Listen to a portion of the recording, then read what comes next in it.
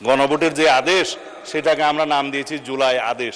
যেই আদেশটা প্রথম দিন থেকে এখতিয়ার বহির্ভূত, এটা fraud on the constitution, colourable legislation. মাননীয় বিরোধী দলীয় নেতা ওয়াকআউট করছেন যে পয়েন্টে, সেটা তাদের বিবেচনায় সঠিক হতে পারে। তবে বাংলাদেশের মানুষ গণ অভ্যুত্থান পরবর্তীতে বাংলাদেশের মানুষের প্রত্যাশা, আমরা পঞ্চদশ সংশোধনী বাতিল করতে চাই।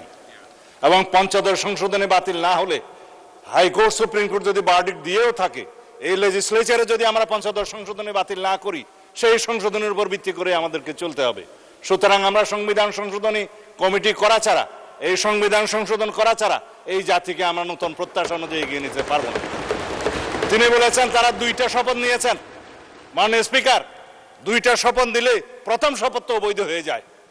বর্তমান সংবিধান অনুসারে নির্বাচন অনুষ্ঠান হয়েছে, বর্তমান সংবিধান অনুসারে এই জাতীয় সংসদের অধিবেশন আহ্বান করেছে মহামান্য রাষ্ট্রপতি, সেই সংবিধান অনুযায়ী এইখানে জাতীয় সংসদ বৈঠক অনুষ্ঠিত হয়েছে এবং সেই সংবিধান অনুযায়ী এখানে রাষ্ট্রপতির ভাষণ হয়েছে এবং সেই ভাষণের উপরে তারাও আলোচনা করেছেন, আমরাও আলোচনা করেছি।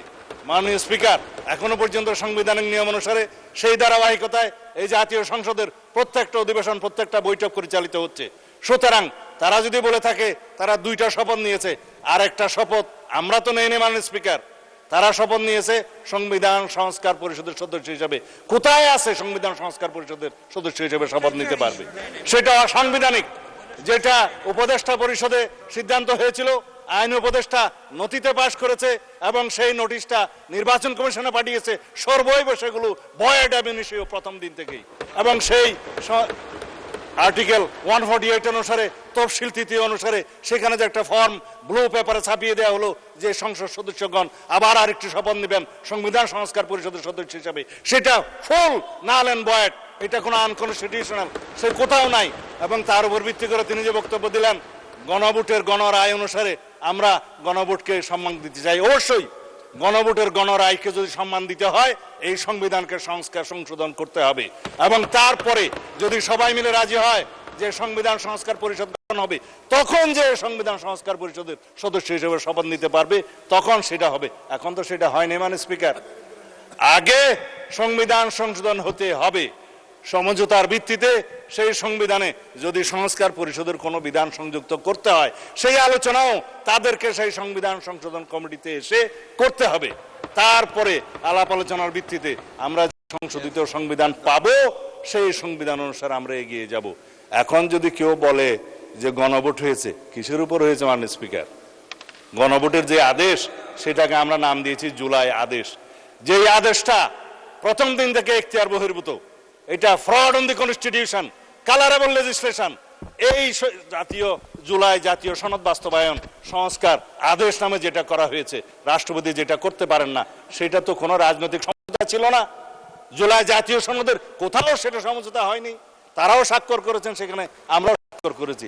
তাহলে এই যে জাতীয় সনদ আদেশ যেটা করলো, সেই যে অর্ডারের উপরে গণভোট অনুষ্ঠিত হলো, তার উপর ভিত্তি করে তারা যে চলতে চাচ্ছে, তাহলে দেশে যে মানুষ আমাদের ম্যানিফেস্টোর উপরে 31 দফার উপরে নির্বাচন কমিশনের ডিক্লারকৃত নির্বাচনের উপরে আমাদেরকে যে জনগণ ভোট দিল, 51% ভোট দিয়ে এখানে সার্বভৌম পার্লামেন্টে আমাদেরকে পাঠিয়েছিল, সেই পার্লামেন্টের এখতিয়ার কি? এটা ইউনিটারি ইন্ডিপেন্ডেন্ট স্টেট হিসাবে, একটা ইন্ডিপেন্ডেন্ট স্টেট হিসাবে আমরা একটা ইউনিটারি কান্ট্রিতে আছি, সেখানে একটা সংসদ থাকবে। আর্টিকেল 65-এ বলা আছে সেই সংশোধনে আইন প্রণয়নের ক্ষমতা আছে, সংশোধন করার ক্ষমতা আছে। সেই ক্ষমতা হিসাবে জাতীয় সংসদ সদস্যগণ এই সংবিধানে সংশোধনী দিবে। সেই এখতিয়ার তো সার্বভৌম জনগণ আমাদেরকে দিয়েছে, আর্টিকেল 7 অনুসারে দিয়েছে। এখন যদি বলা হয় গণভোট কি তার উপরে? অবশ্যই তার উপরে না। আমরা সাংবিধানিকভাবে সাংবিধানিক ভোটে জাতীয় সংসদের সদস্য নির্বাচিত হয়েছি সার্বভৌম জনগণ কর্তৃক, এখানে আইন এবং সংবিধান প্রণয়ন করার, সংশোধন করার জন্য। গণভোটে কি হয়েছে?